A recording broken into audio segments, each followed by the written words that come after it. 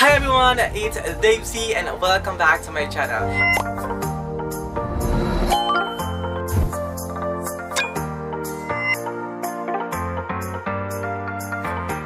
And for today's video, ituturo sa inyo kung paano ko ba ini-edit ang mga travel photos ko using just a mobile phone and an application called Lightroom. Kasi may mga tatanong sa akin na nagpapaturo kung paano ko diba pinapaganda ang mga feature na ina-upload ko sa Instagram and Facebook. And that is the reason why I am doing this video. But before that, magpapakita muna ako ng mga before and after ng mga feature na in-edit ko using Lightroom para naman meron kayong idea kung worth it bang panoorin itong video na to.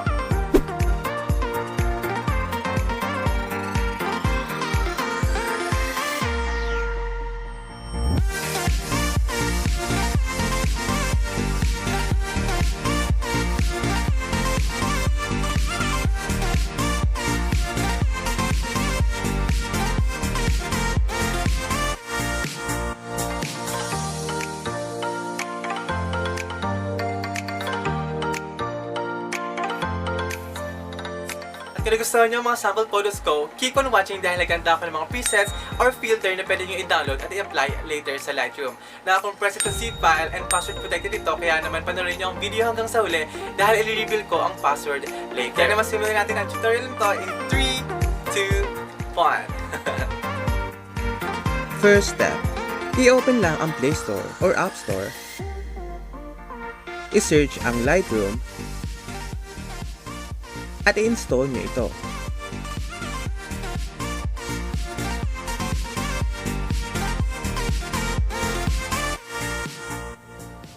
Second, i-download nyo ang presets or filter by clicking the link na ipinrovide ko sa description box. Make sure na ma-download nyo ito dahil gagamitin natin ito mamaya. At pagkatapos nyo i-download, i-extract ang files at i-input ang password na ito. Third step, i-open nyo lang ang Lightroom app at mag-create kayo ng album para sa mga picture na gusto nyong i-edit. And you can name it whatever you want. And click OK. Puntahan ang album na inyong ginawa at simulan mag-add ng photos.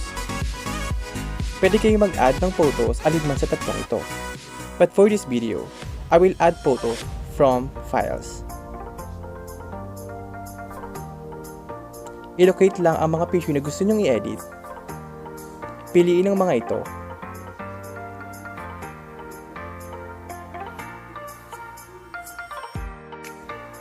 And click Open.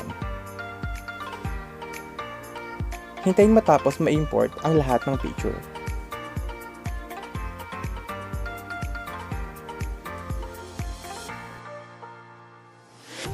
At dahil tapos mo na ma-import lahat ng photos, maaari ka nang gumawa ng panibagong album para naman sa ating presets or filter gamit ang parehas na proseso.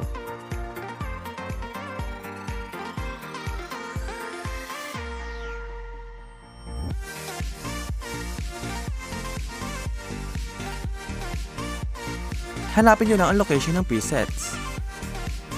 At ito ang mga presets na inihanda ko para sa inyo. Kung gusto nyo ba ako magdagdag ng mas maraming presets, please comment down below. I-select ang mga presets or filter na gusto nyong i-add and select Open. Hintayin matapos ma-import lahat ng presets.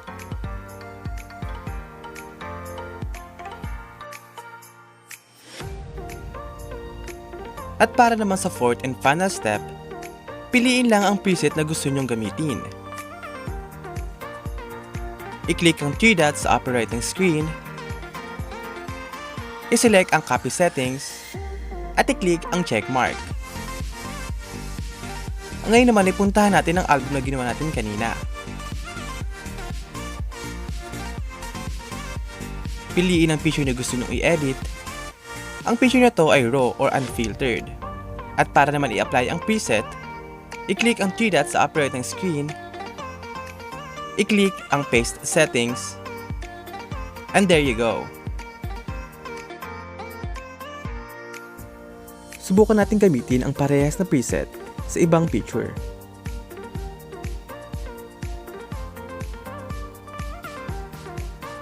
Kung mapapansin nyo, hindi ganun kaganda ang kuha sa picture na ito.